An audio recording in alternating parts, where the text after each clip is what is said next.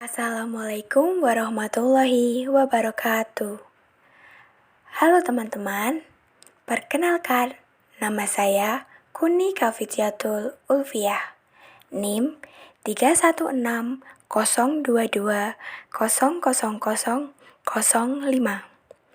Dosen pengampu, Dr. Andes Haji Bejo Santoso, Magister Teknik PhD.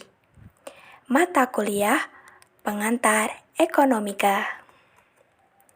Di sini saya akan menjelaskan faktor, komponen, dan manfaat pendapatan nasional. Yang pertama yaitu faktor-faktor pendapatan nasional, meliputi A. Keseluruhan permintaan dan penawaran, atau aggregate demand and supply. Aggregate demand adalah keseluruhan permintaan masyarakat terhadap barang maupun jasa pada tingkat harga tertentu.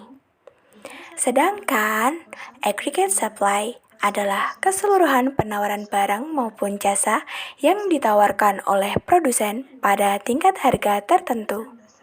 Kedua hal tersebut dapat meningkatkan pendapatan nasional. B. Investasi. Investasi adalah suatu kegiatan menanamkan modal, baik langsung maupun tidak, dengan harapan pada waktu nanti pemilik modal mendapatkan sejumlah keuntungan dari hasil penanaman modal tersebut. Investasi berupa penanaman modal yang meningkat akan berdampak positif pada proses produksi dalam bisnis yang semakin giat. Kemudian, juga akan berimbas pada meningkatnya konsumsi rumah tangga. Peningkatan investasi dalam negeri akan meningkatkan produksi nasional. Kondisi ini mempengaruhi tingkat pendapatan nasional selama periode tertentu. C. Konsumsi. Konsumsi adalah bagian pendapatan masyarakat yang digunakan untuk membeli barang dan jasa sebagai pemenuhan kebutuhan hidup manusia. D. Tabungan atau saving. Tabungan adalah suatu simpanan uang yang berasal dari pendapatan yang tidak digunakan untuk keperluan sehari-hari maupun kepentingan lainnya. Tabungan merupakan bagian dari pendapatan yang tidak dibelanjakan atau tidak digunakan untuk konsumsi. Menurut Nopirin tahun 1996. Naiknya konsumsi dan tabungan masyarakat dapat meningkatkan pendapatan nasional loh.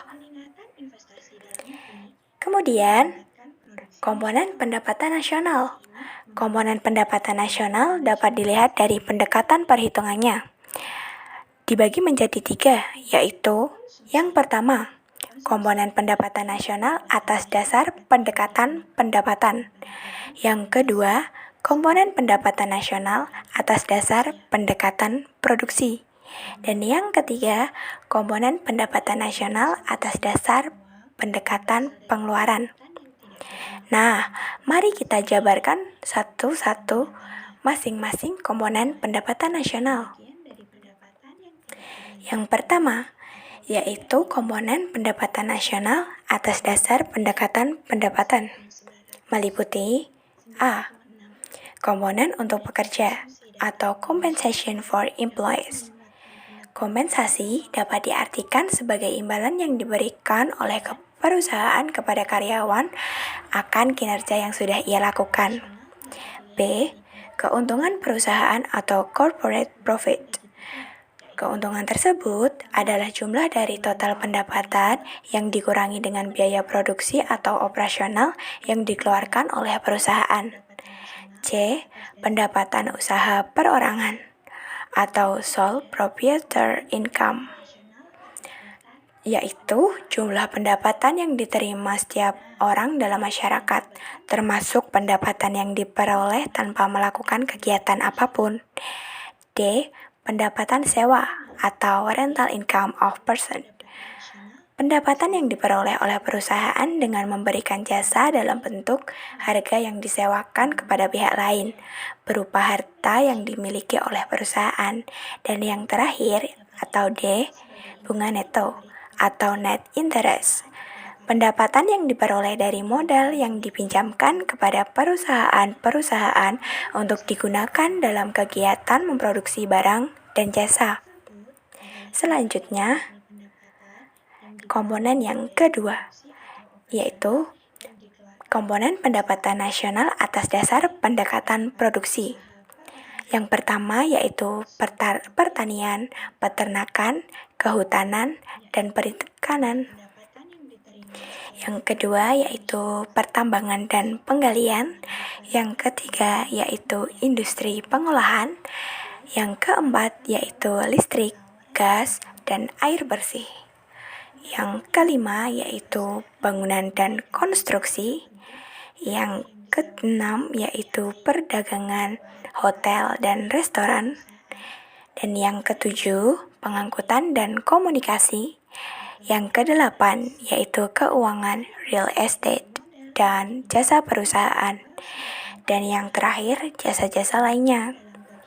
Nah, sekarang komponen yang terakhir, yaitu komponen pendapatan nasional atas dasar pendekatan pengeluaran.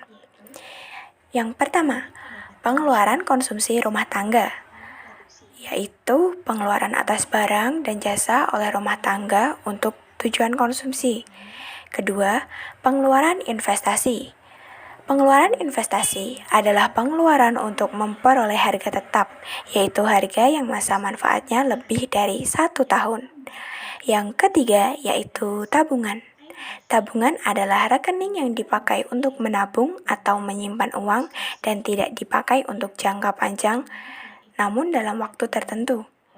Nah, yang keempat, pengeluaran pemerintah untuk barang dan jasa. Contohnya adalah pengeluaran untuk kegiatan operasional dan investasi pada layanan publik, seperti pertahanan, pendidikan, perlindungan sosial, dan perawatan kesehatan. Yang terakhir yaitu ekspor neto. Ekspor neto adalah nilai barang dan jasa yang diekspor ke negara lain, dikurangi nilai barang dan jasa yang diimpor dari negara lain, menurut Menku pada tahun 2006. Nah, yang terakhir saya akan menjelaskan mengenai manfaat pendapatan nasional. Manfaat yang dapat kita peroleh yaitu pertama, membandingkan kemajuan perekonomian negara dari waktu ke waktu. Pendapatan nasional dihitung setiap tahun. Karenanya, kemajuan dan kemunduran tiap sektor dapat dihitung. Data ini diperlukan untuk menentukan kebijakan di bidang ekonomi. Yang kedua yaitu menilai kinerja ekonomi suatu negara. Dan yang ketiga yaitu sebagai pedoman merumuskan kebijakan pemerintah. Dengan data yang tersedia, dapat kita ambil kesimpulan dan langkah yang harus diambil untuk memperbaiki perekonomian. Yang keempat, yaitu mengetahui dan menelaah susunan atau struktur perekonomian.